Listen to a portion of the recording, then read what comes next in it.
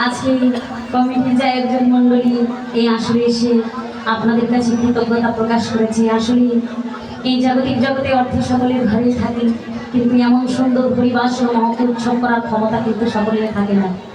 আজকে কাঙ্গাল কমিটি ভিক্ষুকের ন্যায় 10 দুয়ারে ভিক্ষা করে, এমনকি আপনাদের কাছে আঁচল পেতেও ভক্ত সেবার জন্য তারা দান চেয়েছে। মাগো দেখুন, আমি একটু আগে বলেছি অর্থ পরমার্থ হয়, আবার অর্থ অনার্থ হয়। এই অর্থ তখনই পরমার্থ হয় যখন এই অর্থ রাধা গোবিন্দের সেবায় লাগে, বৈষ্ণব ভক্তের সেবায় লাগে।